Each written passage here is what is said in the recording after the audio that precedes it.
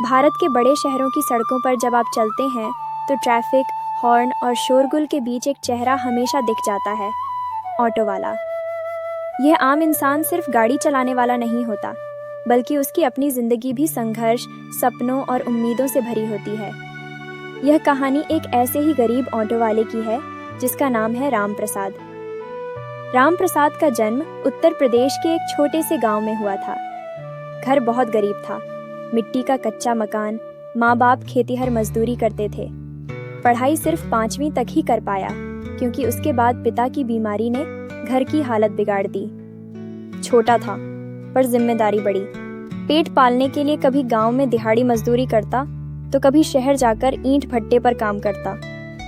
परंतु मन में एक सपना था, कभी अपना कोई काम होगा जिसमें मेहनत करूंगा तो रोटी कपड़ा सब मिलेगा।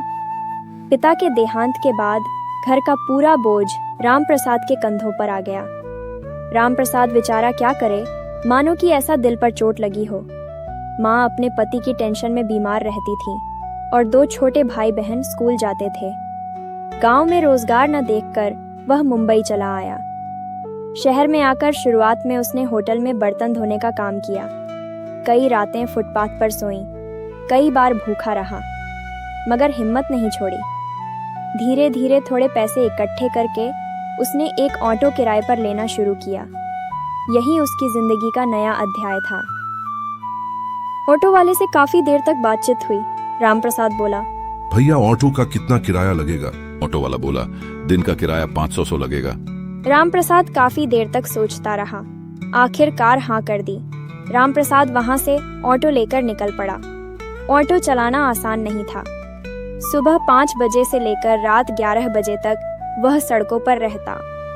ट्रैफिक पुलिस का डर। एक बार ट्रैफिक पुलिस ने राम प्रसाद को रोक लिया और पूछने लगा, इतनी रात में ऑटो किसका लेकर कहाँ जा रहा है? ये चोरी करके ऑटो लेकर जा रहा है। चल थाने, चल तेरी पूछताछ होगी। राम प्रसाद बोला, सर ये ऑटो मेरे मालिक का है, मैं किराए पे चलाता हूँ। ट्रैफिक पुलिस वाला उसे कुछ नहीं बोला। राम प्रसाद वहां से चला गया।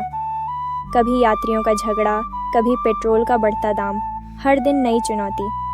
यात्री आते और चले जाते, पर राम प्रसाद सबको मुस्कुराकर नमस्ते करता। कोई अमीर आदमी बैठता तो उसे उम्मीद होती, शायद अच्छा किराया मिल जाए। कोई गरीब मजदूर बैठता तो किराया कम कर देता, क्योंकि उसे अपना ही हाल याद आता। राम प्रसाद ने गांव से अपने परिवार को भी शहर बुला लिया। पत्नी सीता घर संभालती और बच्चे राहुल और गुड़िया पढ़ाई करते। राम प्रसाद का सपना था, मेरे बच्चे पढ़ लिख कर बड़े आदमी बने, मेरी तरह सड़कों पर भटकना न पड़े। हर रात जब थका हारा लौटता, बच्चों को पढ़ते देख उसका दिल भर आता। गरीबी कभी अकेले नहीं आती।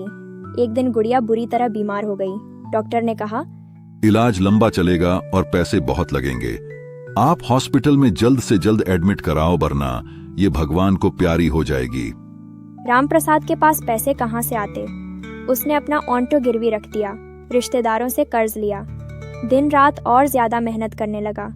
उसका शरीर टूट जाता, पर हिम्मत नहीं। कहता, मेरे बच्चे मेरी जान है, इनके लिए सब सह लूंगा, पर इतने पैसे कहाँ से लाऊं? मेरा तो सिर फटा जा रहा है।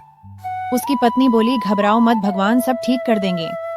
राम प्रसाद बोला, चलो मंदिर चलते हैं। राम प्रसाद, उसकी पत्नी और बेटा मंदिर की ओर चल पड़े। मंदिर में जाकर हाथ जोड़े राम प्रसाद, भगवान एक तुम ही हो हम सबके मलिक, आप ही मेरी बच्ची को बचा दोगे। राम प्रसाद भले ही गरीब था, पर दिल का बहुत अमीर था।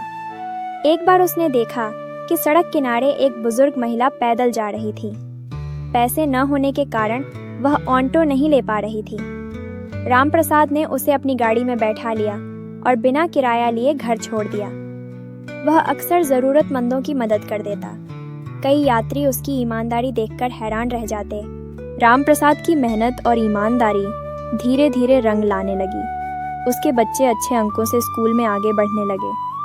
राहुल ने इंजीनियर बनने का सपना देखा और गुड़िया डॉक्टर बनना चाहती थी। राम प्रसाद ने कहा, बेटा मेरे पास धन दौलत नहीं, पर मेहनत और ईमानदारी है। तुम्हें पढ़ाना ही मेरी सबसे बड़ी जिम्मेदारी है। बेटा बोला, पापा मेरी पढ़ाई के खर्चे बहुत है, कॉलेज की फीस, कोचिंग की फीस, आने जाने का किराया, इतना सब आप कैसे करोगे?